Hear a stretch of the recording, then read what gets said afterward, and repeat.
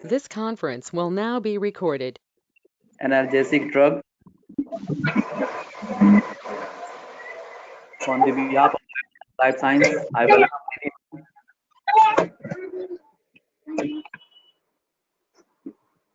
Hello. Yes, ma'am. Yes, ma'am. Welcome, Hello, ma'am. everyone.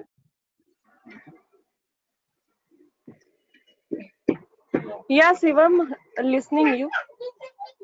Yes, ma'am. Hello. Yes, ma'am. You can go ahead.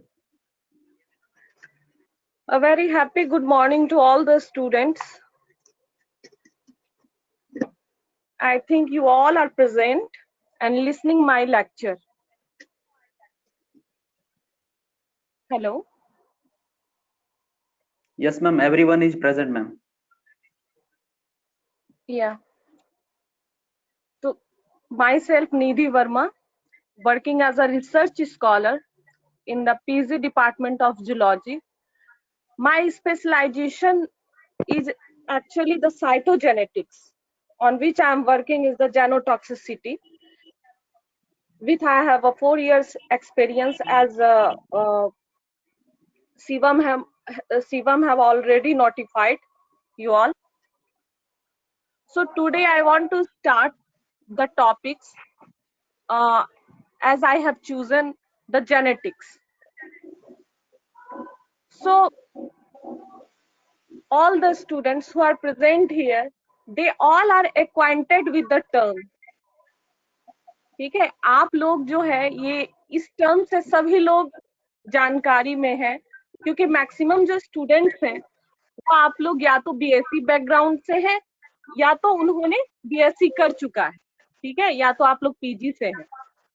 तो ये जो genetics है इस बारे में आप लोग 12th से ही पढ़ते आ रहे हैं कि एक्चुअली ये है क्या, ठीक है ना। तो जेनेटिक्स को अगर हम सिंपल वे में डिफाइन करेंगे तो ये जो टर्म है ये सिग्निफाई करता है, ये दो word genetic that is gene and plus ये दो टर्म से बना है, ठीक है। तो is birth and the tick to what we call it is related to study, ठीक है। Genetics is the branch of science that deals with the study of inheritance, characters and variation. ये तीन टर्म जो है ये आप लोगों ने अभी जस्ट सुना, इनहेरिटेंस, कैरेक्टर्स एंड वेरिएशंस, ठीक है। तो इनहेरिटेंस की अगर हम लोग बात करते हैं तो that is related to heredity, ठीक है, that is related to heredity. Heredity आपका क्या है?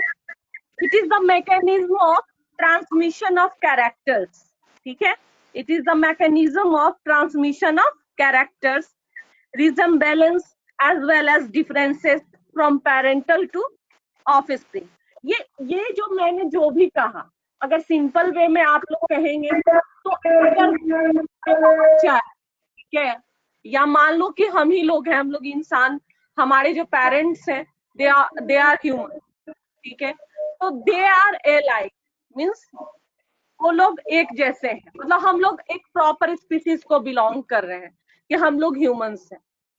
डॉग्स जो है वो एक अलग species, they are animal species, ठीक है। हमारा from one generation to another generation जो चला आ रहा है that is the transmission of characters, ठीक है, इसे हम लोगों ने हेरिडिटी टर्म दिया, ठीक है। सभी लोग समझ रहे हैं।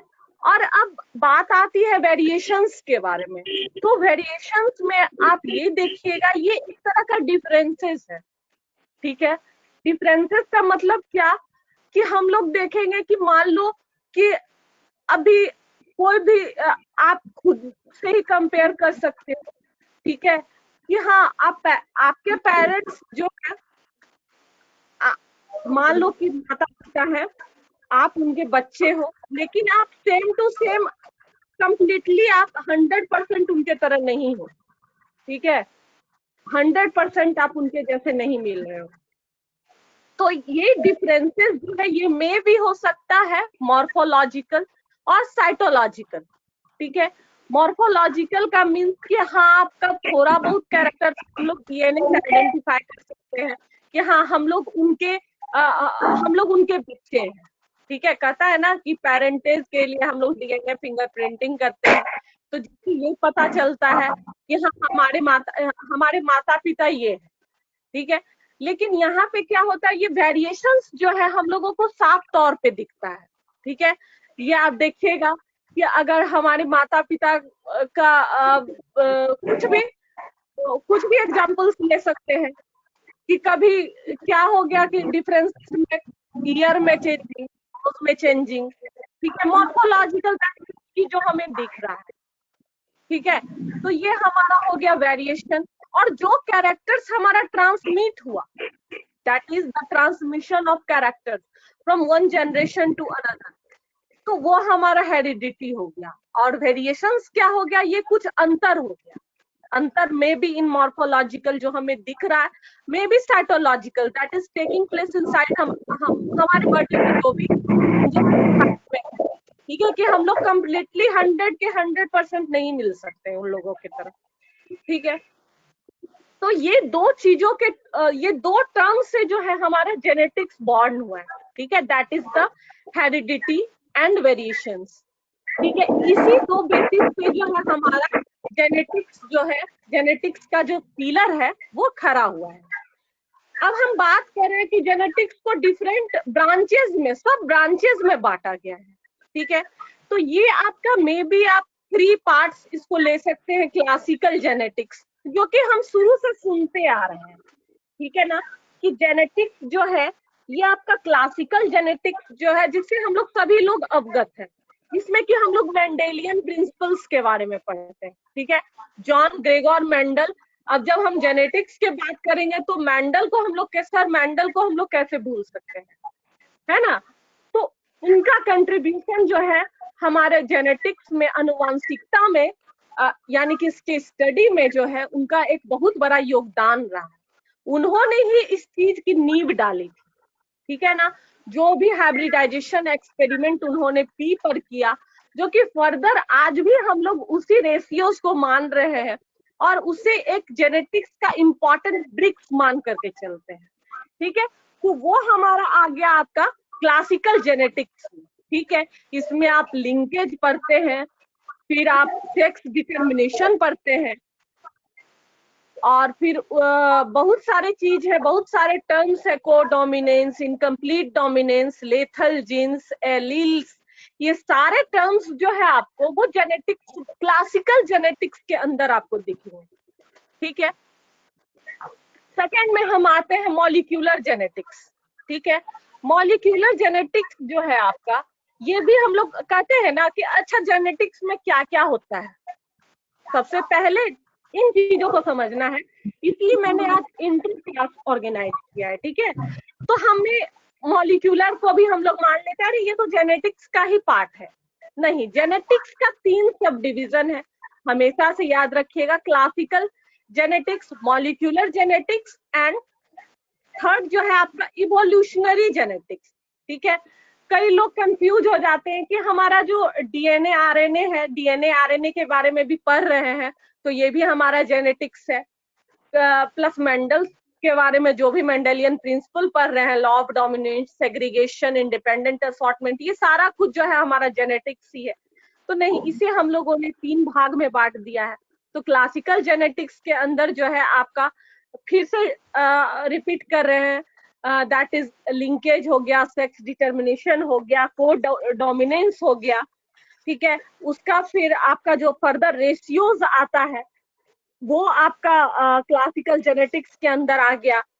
उसके बाद फिर है जीन इंटरेक्शन, ये भी आपका क्लासिकल जेनेटिक्स में है। क्रोमोसोमल बेसिस ऑफ इनहेरिटेंस, ये भी आपका क्लासिकल जेनेटिक्स में। फिर तुरंत आ जाएंगे हम लोग मॉलिक्यूलर जेनेटिक्स में। मॉलिक्यूलर जेनेटिक्स के अंदर क्या हो सकता है, means there is some factor, there is some, यानी कि ये जो जेनेटिक्स है ये हमारा जीन से बना हुआ है, ठीक है। एंड जीन्स की अगर हम लोग बात करते हैं तो उसमें हमारा निश्चित तौर पर दिमाग तुरंत, अगर आज भी अगर हम लोग जीन्स वर्ड बोलते हैं ना, तो तुरंत बच्चों के दिमाग में आ जाता है अरे वो डीएनए आरएनए, ठीक है। तो ये आपका मॉलिक्यूलर जेनेटिक्स में आप जो भी है रेप्लिकेशन हुआ, ट्रांसफॉर्मेशन एक्सपेरिमेंट हुआ, ग्रिफिथ का जो पढ़ते हैं, उसके बाद फिर सेकंड में आपका ट्रांसक्रिप्शन, ट्रांसलेशन, इंटायर जो मॉलिक्यूलर में आप पढ़ रहे हैं, that is end up to the recombinant DNA technology. ठीक है, ये आपका मॉलिक्यूलर जेनेटिक्स के अंदर आ गया। बात करते हैं इवोल्यूशनरी जेनेटिक्स। ठीक है, अब हम लोग इवोल्यूशनरी जेनेटिक्स में फिर वही सब बातें दिमाग में आने लगेंगी कि अरे हार्डी विंसबर्ग लॉ जो है ये भी तो हमारा जेनेटिक्स में ही है। तो ये हमारा third sub division of genetics है। ठीक है, दैट इज जिसमें कि हम लोग इवोल्यूशन के बारे में पढ़ते हैं। अब जो हमारा रेशियोज जो पहले से अवेलेबल है, वो आखिर पॉपुलेशन पर क्या काम कर रहा है, ठीक है, उस पॉपुलेशन पे क्या इफेक्ट पड़ रहा है। तो ये सारा कुछ जो है आपको ये इवोल्यूशनरी जेनेटिक्स में काम आएगा, यानी कि third sub division that is the evolutionary genetics. इसमें आप हार्डी विंसबर्ग लॉ के बारे में पढ़िएगा, एलिल्स में जो भी चेंजेस आया, ये पॉपुलेशन पे क्या इफेक्ट पड़ रहा है। अभी भी मान लो कि अगर हम लोग पॉपुलेशन जेनेटिक्स के बारे में स्टडी करना शुरू करेंगे, कोविड क्योंकि अभी आपका सबसे बर्निंग टॉपिक है ना, तो ये पार्टिकुलर पॉपुलेशन में क्या इफेक्ट कर रहा है। तो ये जो है हमारा third sub division that is classical genetics जो है, इसके अंदर आप इन सारी चीजों को करिएगा। ठीक है, टॉपिक बताना है आप लोगों को दैट इज क्लासिकल जेनेटिक्स। ठीक है, जो कि किसी भी कंपटीशन के लिए एक इम्पॉर्टेंट बेस है। ठीक है, अगर आप नेट भी दे रहे हो, आईसीआर दे रहे हो, पीआरटी दे रहे हो, इवन के मेडिकल के भी जो बहुत सारे एस्पायरेंट्स हैं, उन लोगों के लिए जेनेटिक्स जो है बहुत इंपॉर्टेंट है। कई लोग उसके रेशियोज में कंफ्यूज हो जाते हैं, ठीक है ना, कि ये हमारा 1:2:1, 9:3:3:1, ये आखिर कहाँ से आ रहा है। Monohybrid, dihybrid, yellow wrinkle में जो भी क्रॉसेस हो रहे हैं, ये इन सारी चीजों के साथ बच्चे बहुत ज्यादा कंफ्यूज कर जाते हैं। और जो आपका नेट का वेटेज है, ठीक है, चाहे कोई भी कंपटीशन हो या तो आपका सीयू सेंट्रल यूनिवर्सिटी से रिलेटेड हो, आईकार हो, गेट हो, इन सब में जो है जेनेटिक्स से आपका नथिंग लेस बट आपको 70 to 75% क्वेश्चंस जो है आपको जेनेटिक्स से आते हैं। ठीक है, तो इसके अलावा क्या है, इसमें आपको बहुत सारे कंटेंट्स हैं जो कि समझना है। सबसे ज्यादा है कि जो भी आपका न्यूमेरिकल से रिलेटेड है, ठीक है, न्यूमेरिकल से रिलेटेड जो भी क्वेश्चंस है, तो ये आपको बहुत इंपॉर्टेंट इसमें रहते हैं। ठीक है, तो क्लासिकल जेनेटिक्स के बारे में जहां तक हम बात किए थे, that is Mendelian principles, topic यहीं से स्टार्ट हुआ। थोड़ा बहुत मैं डिस्कस कर दूंगी आगे आप लोगों के लिए। हमारे ही मेरे ही कलीग हैं, ठीक है, अतुल सर, वो आप लोगों को ज्वाइन करेंगे। He is one of the very magnified person जिन्होंने नेट क्वालिफाई किया हुआ है, ठीक है, और बहुत अच्छे से आप लोगों को गाइड करेंगे। ठीक है, तो वो आप लोगों का जो नेक्स्ट क्लास होगा वो सर ही लेंगे। तो हम आप थोड़ा बहुत आप लोगों को डिस्कस कर देते हैं कि जॉन ग्रिगोर मेंडल, ठीक है, जिनका बर्थ जो है 1822 में हुआ था एंड ही डाइड इन 1884। उन्हें जो है हम लोग फादर ऑफ जेनेटिक्स कहते हैं। बीपीएससी यूपीएससी के भी क्वेश्चंस में ये आता है, who is known as the father of genetics. बच्चों को याद होता है कि फादर ऑफ जेनेटिक्स हम लोग इन्हें कहते हैं। He was an Austrian monk. Austrian monk यानी कि वो जो चर्च में पादरी होते हैं, दैट इज फादर या जो भी होते हैं, तो वही वो थे, ठीक है ना। तो बहुत शॉर्ट में बता रहे हैं, he was an Austrian monk. Austria एक जगह है, वहीं पे वो चर्च में काम करते थे। तो आगे की कहानी तो आप लोग जानते ही होंगे कि हाइब्रिडाइजेशन एक्सपेरिमेंट जो है उन्होंने किया था, ठीक है, टी प्लांट। उन्होंने अपनी वर्क को या फिर जो भी हाइब्रिडाइजेशन एक्सपेरिमेंट से रिजल्ट ऑब्टेंड होता है वो उन्होंने किया था एक बुक में, ठीक है ना। Hybridization experiment title experiments on the proceedings of the Brunn society of natural history, ठीक है। ये एक जर्नल का नाम है, that is the proceedings of the Brunn society of natural history, ठीक है। उन्होंने अपने एक्सपेरिमेंट को, जो भी एक्सपेरिमेंट किया था, तो उन्होंने इस जर्नल में पब्लिश किया था और बहुत तरह के प्रिंसिपल्स को जो है वो पोस्टुलेट किया। प्रिंसिपल ऑफ इनहेरिटेंस को उन्होंने पोस्टुलेट किया, जिसे कि हम लोग पॉपुलरली जान रहे हैं मेंडल्स लॉ के नाम से, ठीक है। वो कुछ एक प्रिंसिपल्स थे उनके, that is the law of dominance, law of segregation and law of independent assortment, ठीक है। लेकिन इनके जो काम को देखिए, किसी भी चीज को करने के बाद जरूरी नहीं है कि हमें सफलता मिले। अगर हम लोग आज रिसर्च भी कर रहे हैं तो that is research is the name of trial and error, ठीक है। एक ट्रायल किए, दूसरा ट्रायल किए, तीसरा ट्रायल किया, आज इसी तरीके से क्या हो रहा है, 3 साल से चल रहा है, ठीक है। तो उनके वर्क को बहुत लोगों ने एक्सेप्ट नहीं किया, ठीक है, और ये जो है इग्नोर्ड किया गया इनके काम को, ठीक है।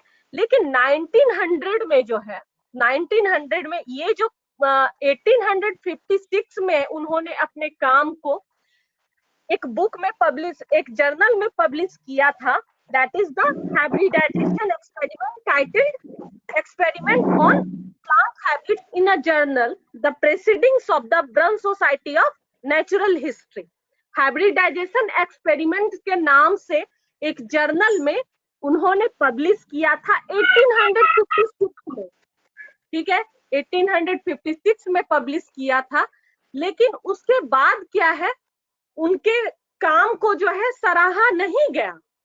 तो 1900 में कुछ एक साइंटिस्ट थे, ठीक है, 1900 में कुछ एक साइंटिस्ट थे जो कि उनके काम को बहुत ज्यादा अप्रिशिएट किए, ठीक है।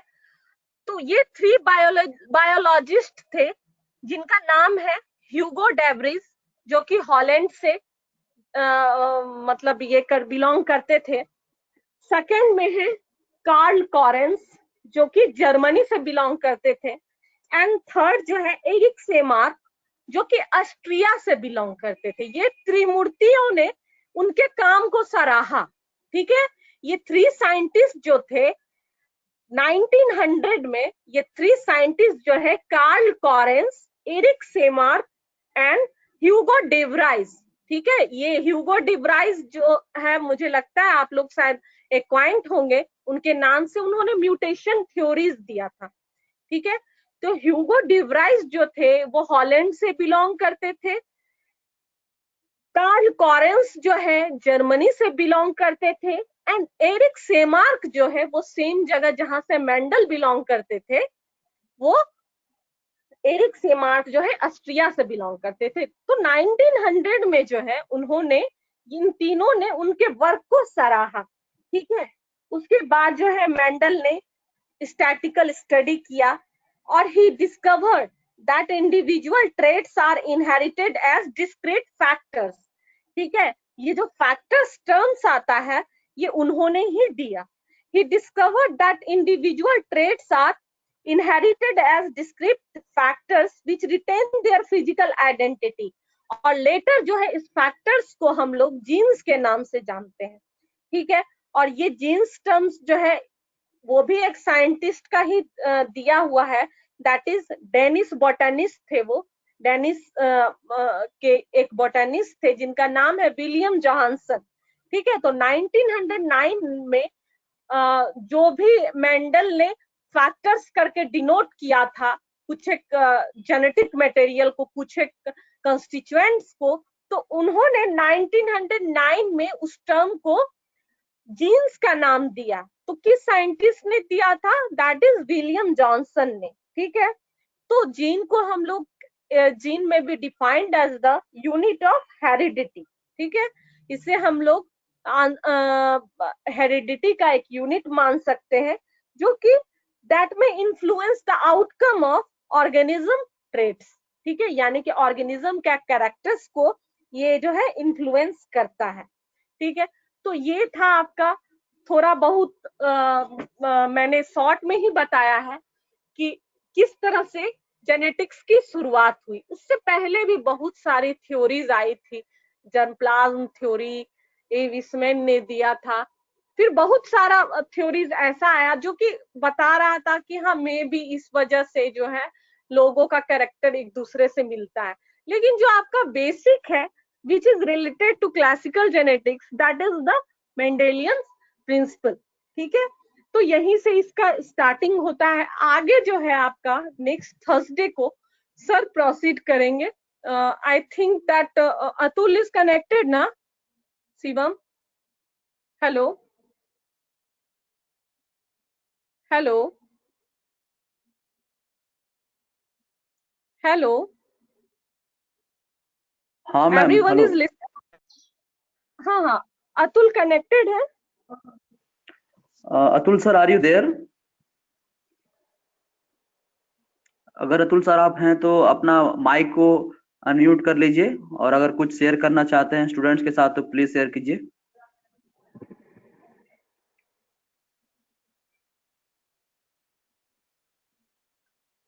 माइक maybe के he is icon. not connected. Hello. One second ma'am, let me check. Okay. So maybe Shivam सम नहीं है। Connection issue. हाँ, मे बी शिवम सम नहीं Okay, है, कनेक्शन एक बार इशू। सर को भेज दो। ठीक है, कोई बात नहीं। वो नेक्स्ट थर्सडे से जो है आप लोगों के साथ एक्वाइंट होंगे, और फर्दर जो टॉपिक्स है, ठीक है, आई विल कम, मतलब मैं आते रहूंगी। ठीक है, ऐसा नहीं है कि आप लोगों से कनेक्शन मेरा नहीं रहेगा, सब लोगों से रहेगा। ठीक है, तो he will connect you and he will provide all the materials regarding the genetics. ठीक है, जो आपको जो भी प्रॉब्लम्स होगा, he will be there on my behalf. ठीक है, तो ये आपका जो है, जो भी मैंने क्लासिकल जेनेटिक्स को लेकर के बताया, सारे टर्म्स को आप लोगों ने कैच किया? Hello, I request every student to please comment in the comment section and let others know, let ma'am know.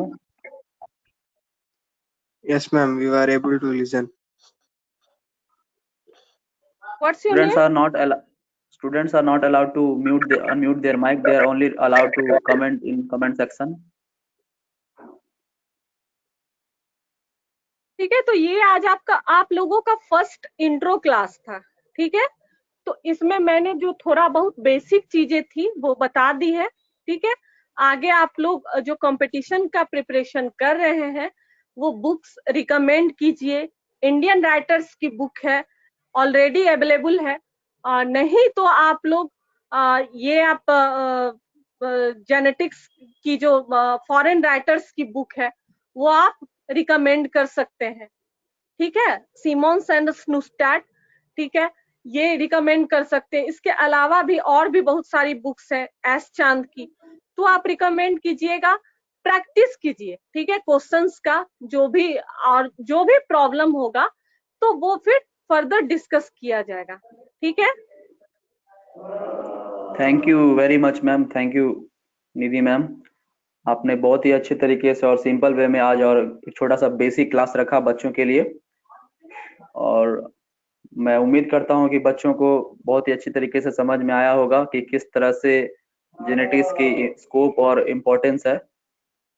So I request everyone to please, if you have any questions, you can write in your query section, comment section, so that ma'am will be replying your questions. We have got very supportive students, wishing our teachers, our speakers very well. They are really supportive. If you have some connection issues, you can comment in the connection issues comment box. If you have any questions, please write in the comment section. I will read with your name.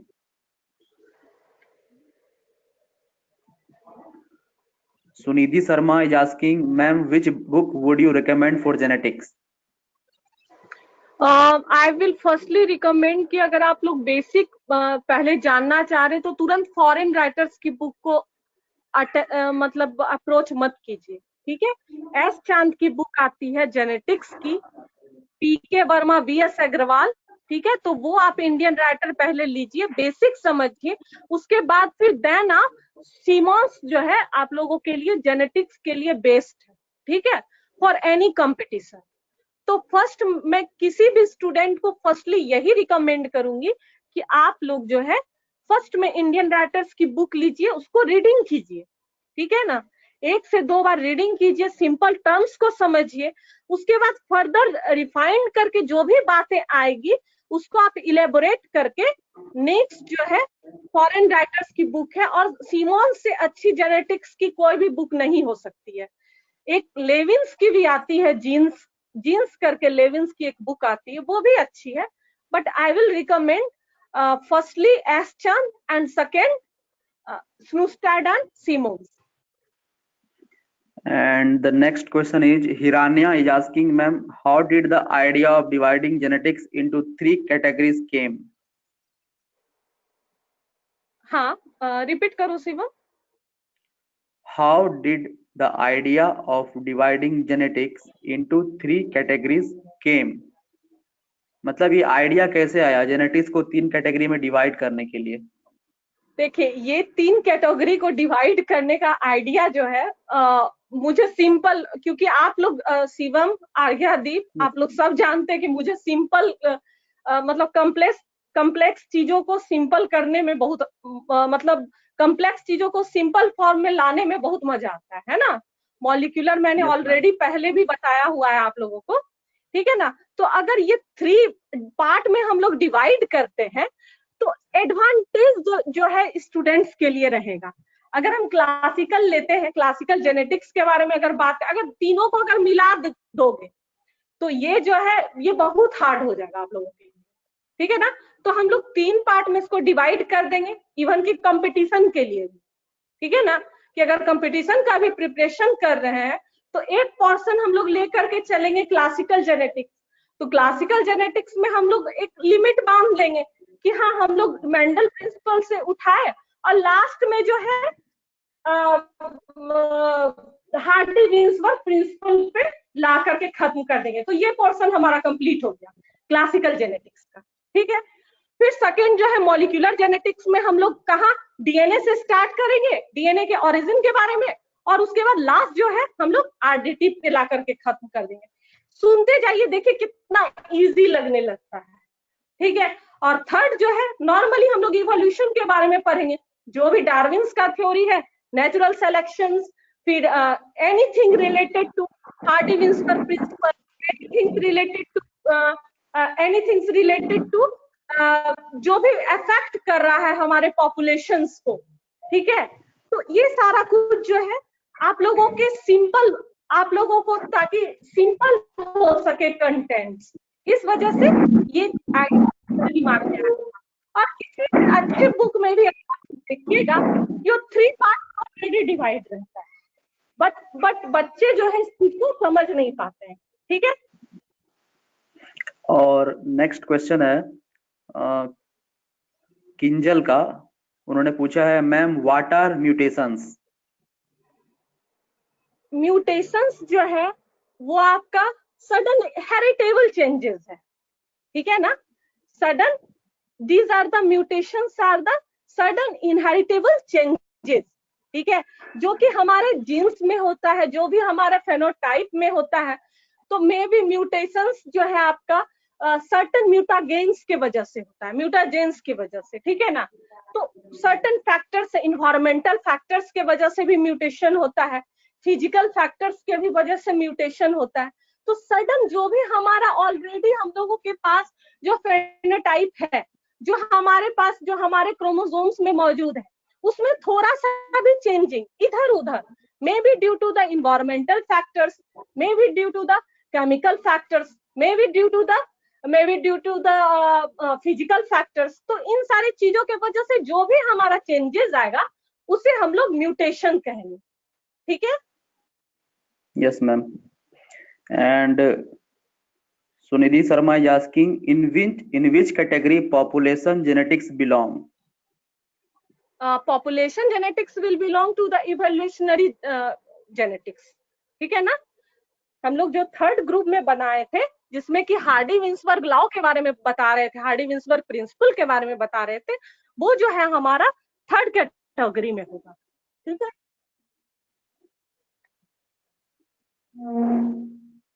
Okay, ma'am. And one more question.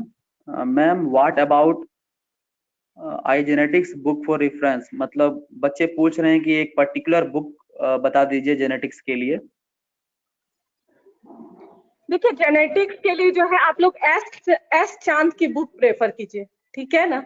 S चांद की book prefer कीजिए। और दो book मैं हमेशा से recommend करूंगी बच्चों को। फर्स्ट जो है एस चांद की जो जेनेटिक्स बेसिक आती है, ठीक है ना। किसी भी बुक शॉप में आप लोग जाइए तो जेनेटिक्स के लिए आप लोग बोलिए कि मुझे एस चांद की बुक चाहिए, ठीक है। वो आप लोगों ने ले लिया।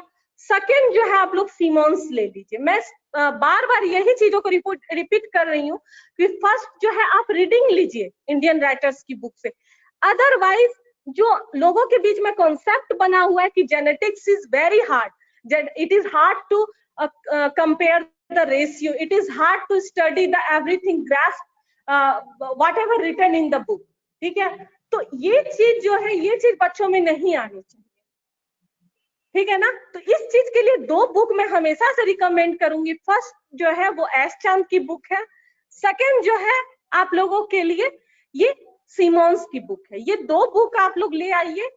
तो इससे क्या होगा कि मान लो अगर फर्स्ट बुक में आप लोगों ने कुछ भी पढ़ा, ठीक है, तो सेकेंड में आप लोगों को पढ़ने में कुछ नहीं रहेगा। और जो बच्चे थोड़ा सा मान लो कि अगर हाँ ग्रास्प कर सकते हैं, क्योंकि स्टूडेंट्स भी बहुत तरह के कैटेगरी में है, एवरेज है, लो है एंड हाई है, ठीक है ना। तो इन लोगों के लिए है जो कि एवरेज स्टूडेंट्स हैं, तो उन लोगों के लिए मैं दो बुक रिकमेंड करूंगी कि पहले आप इंडियन राइटर्स की बुक को एक बार पढ़िए, उसके बाद आप सीमोन्स की बुक को पढ़िए। और सेकेंड, ये आप लोग किसी भी कंपटीशन में जो है ये आप लोगों के लिए इजी रहेगा जेनेटिक्स के क्वेश्चन को डील करना। और जो बच्चे ग्राफ कर सकते हैं आसानी से, तो वो ऑलरेडी एक सीमोन्स की बुक ले लीजिए। सीमोन्स की बुक है, लेविन्स की बुक है, बट मैंने जो अभी तक पढ़ा है वो आपका वही गार्डनर सीमोन्स इन्हीं की बुक है, ठीक है। That is the concept of genetics करके बुक आती है, मोटी सी बड़ी सी बुक है। तो ये आप लोगों की रहेगा। Thank you, ma'am. And one more question. Swamini Ramesh Parkhe is asking, what is the component of genetic engineering? देखिए, जेनेटिक इंजीनियरिंग का जो कंपोनेंट्स है, ठीक है, तो ये आप कंपोनेंट्स जो यहाँ पे वर्ड आपने यूज किया, ये थोड़ा मतलब व्हाट इज द टूल्स, ठीक है, कि मान या एक्चुअली वो पूछना क्या चाह रहे हैं, व्हाट क्वेश्चन क्या है, रिपीट कीजिए Shivam. What is the component of genetic engineering? मतलब बेसिकली जेनेटिक इंजीनियरिंग एक्चुअल में है क्या, मतलब किस तरह से उसका प्रिंसिपल है, क्या उसका फंक्शन? हाँ, आई एम अंडरस्टैंडिंग, ठीक है। तो जेनेटिक इंजीनियरिंग जो है एप्लीकेशंस, ठीक है, ये एप्लीकेशन है आपका बायोटेक्नोलॉजिकल टूल्स का, ठीक है। जो टूल्स के बारे में हम लोग बात कर रहे हैं वो टूल्स है मे बी आपका मॉलिक्यूलर सीजर्स, ठीक है, जो भी हमारा बायोटेक से रिलेटेड है, जो भी एंजाइम्स के बारे में बात कर रहे हैं, तो उस टूल्स का हम लोग यूज करेंगे कि जिससे कि एक न्यू मतलब एक न्यू चीजों को इन्वेंट कर सके, ठीक है। एज फॉर एग्जाम्पल जो हमारा क्लोन तैयार हुआ था डॉली, या फिर अभी और भी जो वैक्सीन पे काम चल रहा है, ये किस चीज का कंपोनेंट्स है। तो with the help of various tools relating to the biotechnology हम लोग जो है जेनेटिक इंजीनियरिंग के तरफ प्रोसीड करते हैं। अभी महामारी फैला हुआ है, तो उससे बचने के लिए तरह तरह का एक्सपेरिमेंट किया जा रहा है, ठीक है ना। तो फिर फसल के प्रोडक्शन के लिए, ठीक है, कि हम ज्यादा पैदावार हो, पार्टिकुलर मान लो कि टोमेटो का हो, राइस का हो, या फिर उसमें इनरिचमेंट रहे, तो इन सब चीजों के लिए जो है हम लोग बायोटेक्नोलॉजिकल टूल्स का यूज करते हैं, ठीक है। और जो टूल्स है हमारा, वो सिंपली आप लोग जानते हैं सर्टेन इंजाइम्स है, सर्टेन वेक्टर्स है, और कुछ एक अदर्स टूल्स है। तो इन सब चीजों का यूज करके कुछ न्यू प्रोडक्शन, ठीक है, कुछ न्यू प्रोडक्शन जो हम लोग करते हैं, तो ये सब जो है आपको जेनेटिक इंजीनियरिंग के तरफ प्रोसीड करता है। Thank you, ma'am. Students, if you want to ask few more questions, you have 2-3 minutes left. You can ask.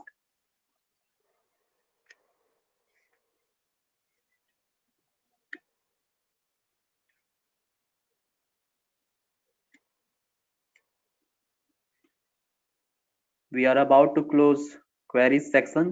If you have any queries, if anyone is interested to ask few questions, you are welcome.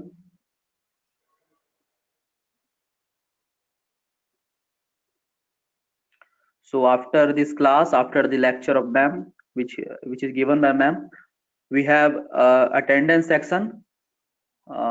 You have to fill this attendance form, and it is all about feedback and all. You have to read the today's session, and if you want any suggestions, if you want to suggest anything to us, you can also fill in this attendance form. I request everyone to please fill this attendance form.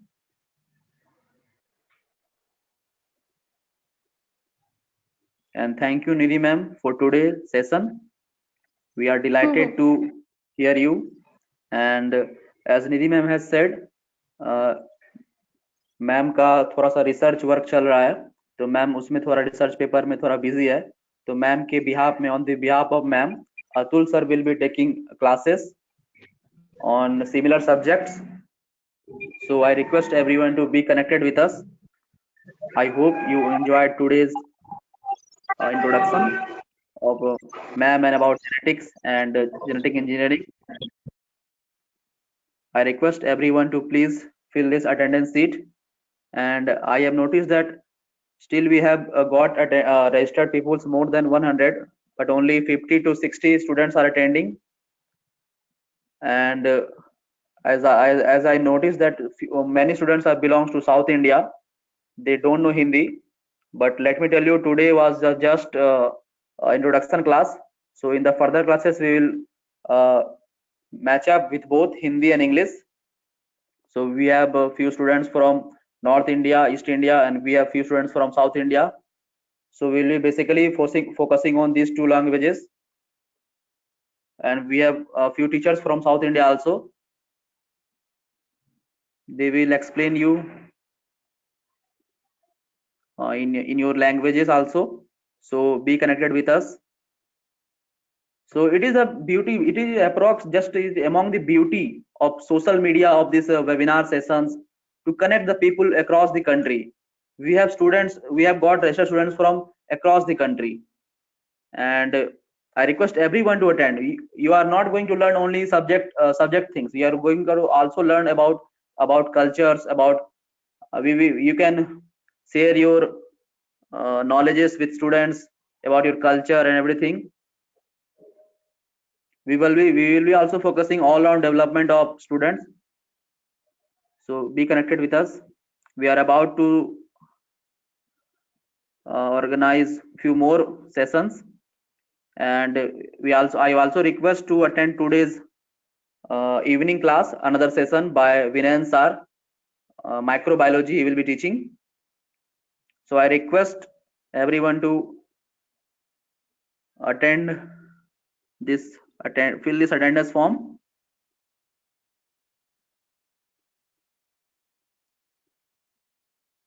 Hello hello Shivam. Yes sir Pradeep. तो शिवम, और एक चीज inform कर दो, क्या जो class join नहीं कर रहा है हम लोग उसे वॉच आउट कर रहे हैं, और अगर एक सप्ताह तक वो नहीं करता है तो हम लोग उसको निकाल देंगे क्लास से। तो आप ये भी एक बार बोल दो। हाँ, तो as sir has said that we have got registered students more than 180, but only 50 to 60 people are attending the class. So those people who registered but not attending will be removed out from this online class platform. So I request everyone to attend the class, and I hope you all enjoyed the today's session. So if you have filled the registration for attendance form, you can leave the meeting now. If you have filled the attendance form, you can now leave the meeting. And I will be uploading everything, your PPTs, your PowerPoint slide shares on your WhatsApp group, and every access code for another sessions. We have many more sessions left. I hope you all enjoy today's session. Thank you to our speaker teacher Nidhi ma'am.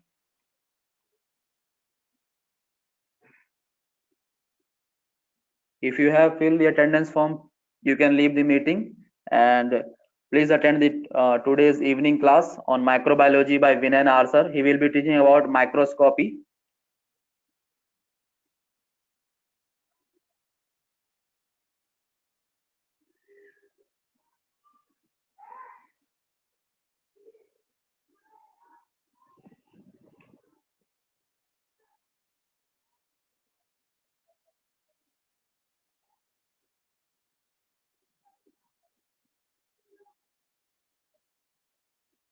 Thank you every student, thank you everyone for your tremendous support.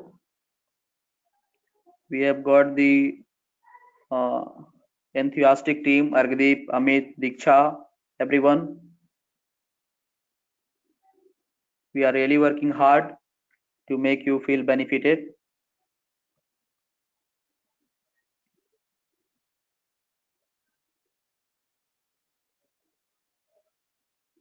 I request our organizer, Mr. Amit, to please stop the program at 11:50.